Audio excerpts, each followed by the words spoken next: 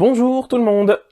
Alors d'entrée, je vous présente mes confuses. Oh, qu'est-ce qu'il a fait encore ? Le projet de base était de faire une vidéo comparative comme je l'avais fait avec celle sur les Dents de la Mer 3 et 4. Mais en réalisant que j'allais évoquer un film assez récent, Les 4 Fantastiques de 2015, et Marvel étant un mastodonte juridiquement parlant, j'ai eu peur de me faire censurer la gueule. Je vais donc vous parler d'un seul des deux films que devait contenir ce comparatif, à savoir Les 4 Fantastiques version 1994.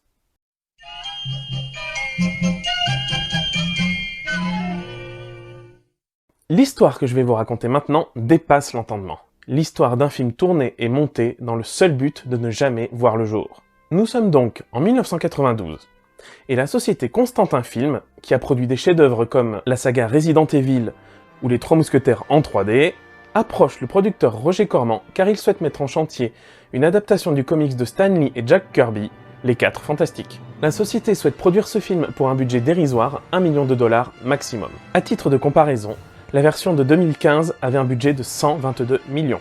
Mais où trouvez-vous tout ce fric, dites-moi?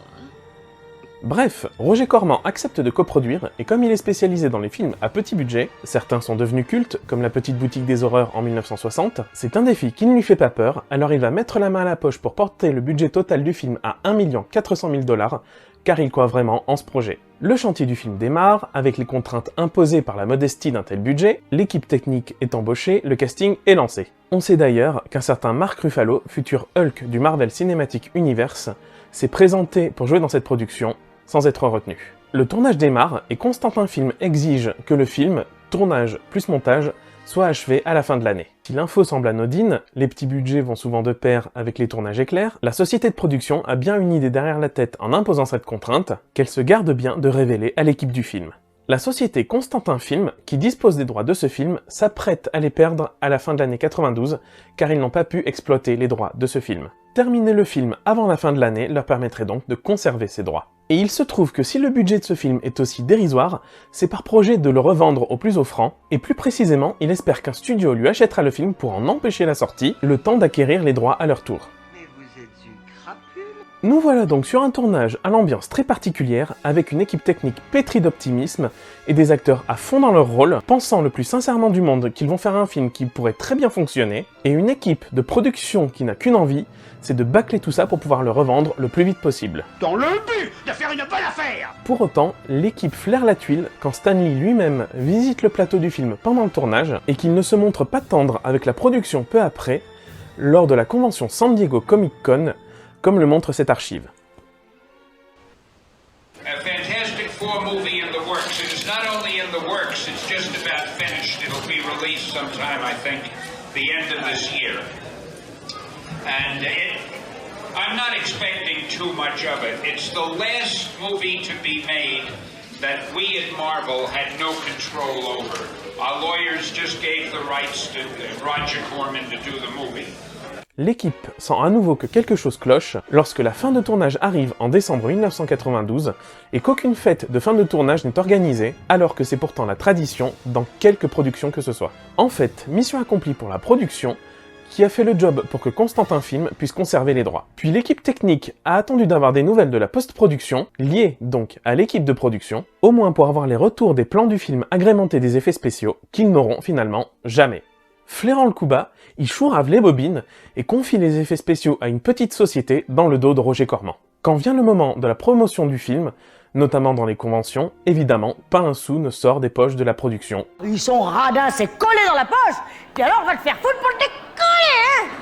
Et les acteurs se débrouillent entre invitations gratuites aux manifestations et les déplacements qui pèdent leur poche, parce qu'ils croient malgré tout en leur film et en ces personnages de comics auxquels ils se sont attachés, et également par respect envers les fans du comics. La post-production est au point mort, mais malgré tout, il est question d'une projection publique à Minneapolis à la fin de l'année 1993, mais l'équipe reçoit l'ordre de cesser toute promotion du film, et c'est à ce moment-là qu'ils sont certains que le film ne verra jamais le jour. En effet, le glas de ce film est sonné, puisque le plan de Constantin Film s'est finalement réalisé. La 20th Century Fox a acheté ce film afin qu'il ne sorte pas, car ils préparent une adaptation également de leur côté, et bien évidemment cette fois il s'agit d'un projet à très gros budget que rien ne doit venir perturber, encore moins un court-circuitage par un film insignifiant à petit budget. Grosse plus-value donc pour Constantin Film et également pour Roger Corman, à qui l'équipe n'en veut pas d'avoir agi seulement en bon businessman, qui a appris seulement en cours de route la revente du film. Ils en voudront beaucoup plus à la société de production dont c'était le plan dès le départ. Voilà la genèse de ce film particulier à plus d'un titre. Ça me le rend terriblement attachant, et je vais vous montrer pourquoi il mérite d'être vu.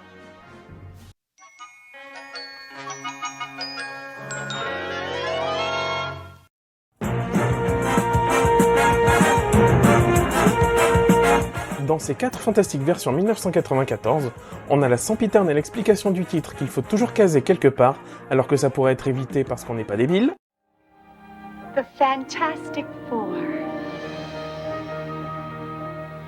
Les effets spéciaux qui ont salement vieilli, mais qui faisaient déjà vieillot à l'époque du film, les costumes, notamment dans la scène du mariage à la fin, à quel moment les scénaristes se sont dit que c'était une bonne idée de les faire se marier en juste au corps, l'absence de post-synchro qui rend le personnage de Von Doom difficilement écoutable derrière son masque, Wipeout, New York City. les acteurs pas toujours convaincants, beaucoup de surjeux et de cabotinage comme c'est le cas avec le personnage du bijoutier qui joue en mode pingouin au rabais, ou Victor Von Doom qui gesticule comme un méchant dans Power Rangers pour compenser l'impossibilité d'exprimer les émotions sur son visage.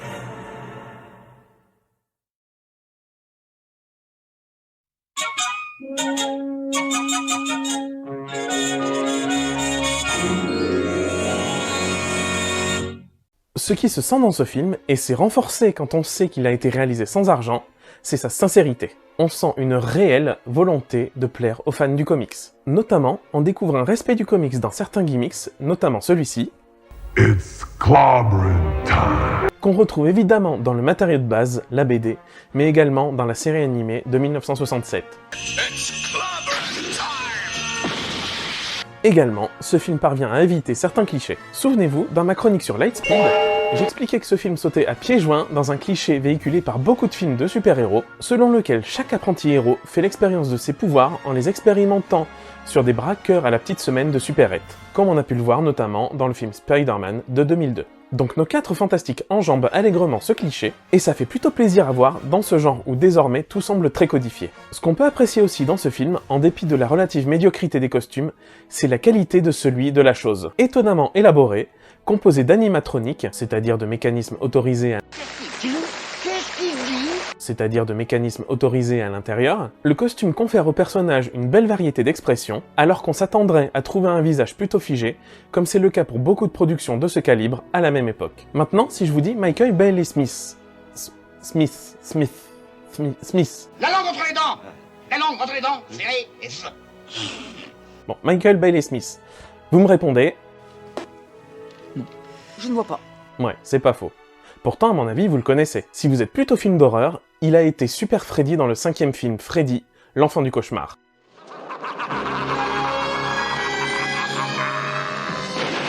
Ah, t'es pas à ma hauteur. Mon pauvre ami, t'es comme minable. Je suis Super Freddy. On l'a vu aussi dans les 2 films remakes de La Colline à des yeux. Par contre, si vous êtes plutôt trilogie du samedi, on l'a vu en Démon Toth, dans un épisode de Buffy contre les vampires, mais on l'a surtout vu dans Charmed, où il apparaît dans 18 épisodes, que ce soit en Grimlock, en Balthazar, sous la cape de la source, ou encore en Shax, le seul démon ayant réussi l'exploit de tuer Prue Halliwell. Des rôles, donc, où il est essentiellement maquillé. Dans les 4 fantastiques, la chose étonnante, c'est qu'il joue la chose quand il n'est pas la chose. Ah, ça veut rien dire. Si vous voulez, il joue Ben Grimm quand il n'est pas grimé. On la branche où, la prise péritaire? Il joue Ben Grimm, la chose, sous forme humaine. T'as compris? Bon. Du coup, ça rend le film intéressant, puisque c'est toujours plaisant de voir un éternel second rôle du cinéma et de la télé, sans arrêt maquillé de surcroît, dans un rôle au physique normal. Moi, ça me fait le même effet que voir Johnny Depp jouer sobre, c'est pour vous dire. C'est pas si souvent. La petite Sue Storm est jouée par Mercedes McNabb. Elle aussi, vous l'avez vu si vous êtes nostalgique de la trilogie du samedi. Mercedes McNabb, c'est la peste Harmony Kendall dans Buffy, qui devient peste vampire avant d'être promue standardiste peste vampire dans son spin-off Angel. Si vous êtes plutôt cinéma, vous l'avez vu en peste dans La Famille Addams en 1991, et en autre peste dans Les Valeurs de la Famille Addams en 1993. Depuis, elle a acquis une petite réputation de Scream Queen, puisqu'elle a joué dans Butcher en 2006 et dans Dark Real en 2008.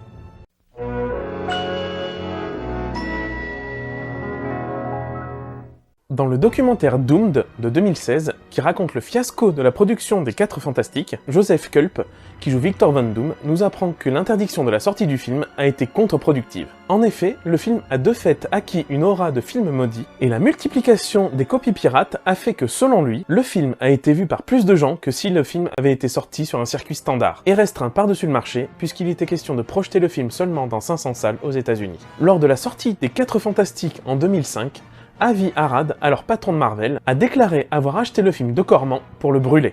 Quoi? Mais c'est dégueulasse! La suite est beaucoup plus limpide. Si le fiasco du film de 1994 a bien eu lieu, c'est pour permettre la sortie de la version de 2005, coproduite par la 20th Century Fox et Marvel. Cette version, ainsi que la suite de 2007, est la plus connue. Si le film de 2005 est un réel succès porté par le renouveau des adaptations de comics qui étaient les Spider-Man de Sam Raimi ou les premiers X-Men, sa suite de 2007 marche beaucoup moins, au point qu'un 3e volet qui était envisagé est annulé, au profit 8 ans plus tard d'un reboot qui fera consensus sur sa nullité. Aujourd'hui, alors que le Marvel Cinematic Universe se densifie et que le mastodonte Disney a racheté la Fox, il est question qu'une nouvelle version des 4 Fantastiques voit le jour et qu'elle soit intégrée à terme à l'équipe des Avengers. Mais c'est merveilleux! Espoir d'autant plus permis après la sortie de Doctor Strange in the Multiverse of Madness, les vrais savent. J'espère que cette chronique vous aura plu, n'hésitez pas à vous abonner. Mes récentes chroniques étant assez espacées, vous éviterez comme ça de louper les dernières sorties. J'en profite aussi pour vous remercier pour les 1000 vues dépassées sur ma chronique sur le facteur de Saint-Tropez, ça fait zizir.